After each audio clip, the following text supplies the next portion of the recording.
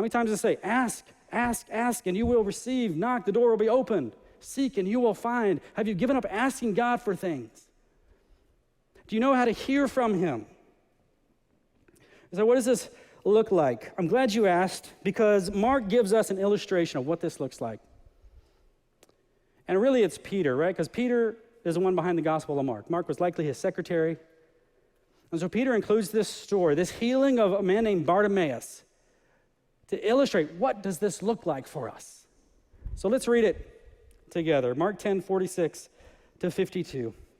They came to Jericho, getting closer to Jerusalem here.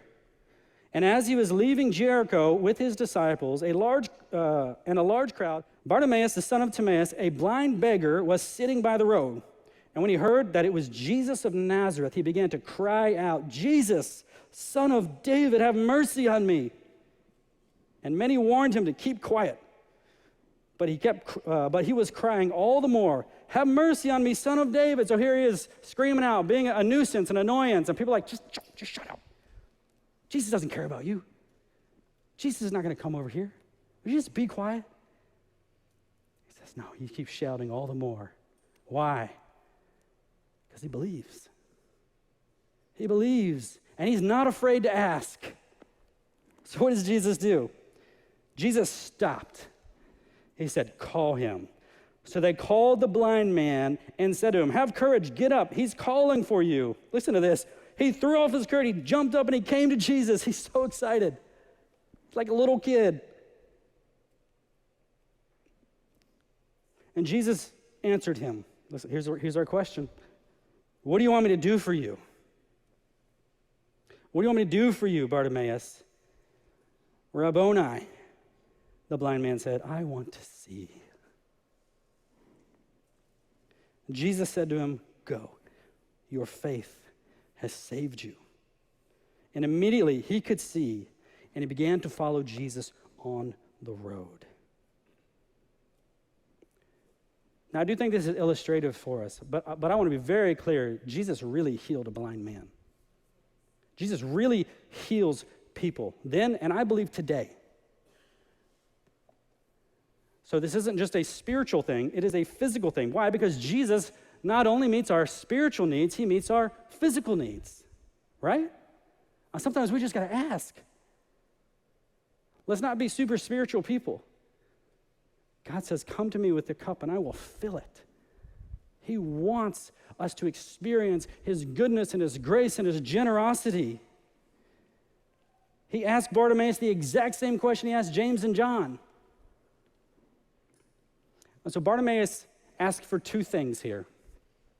The first thing he asked for is mercy. He asked for mercy. Now think, Bartimaeus has been blind his whole life probably. He's probably begging.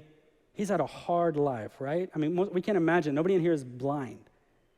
We can't imagine what that life is like. Now, suffering and affliction have a way of revealing what's inside of our hearts, right? So Bartimaeus knew who he was, and he knew there's one thing that he needed above everything else. I need mercy. I need mercy. I'm a sinner. I'm unworthy. And he knew who Jesus was. He calls him the Son of David. That's a messianic term. He believed. Jesus says, your faith has saved you. Your trust in me, your confidence in me, your coming to me. He exercised his faith by getting up and going. And Jesus healed him. Isn't it weird that Jesus says your faith has saved you, not healed you? We'll say, why is that? Because Jesus meets our spiritual and physical needs. And often he will meet our physical needs in these miraculous ways to bring us to faith in him, to show us he is the true God who can restore the kingdom here and now. Maybe some of you need to experience that today. Jesus saves the man. He forgives him, shows him mercy, and he's changed. And how does Bartimaeus respond? He follows Jesus on the road to suffering, on the road to Jerusalem. So the first thing he asks for is mercy. The second thing he asks for is sight. He's not afraid to ask for something like this. I don't want to see. Could you heal me? I believe you could heal me. I believe you could make me see. Would you just do it?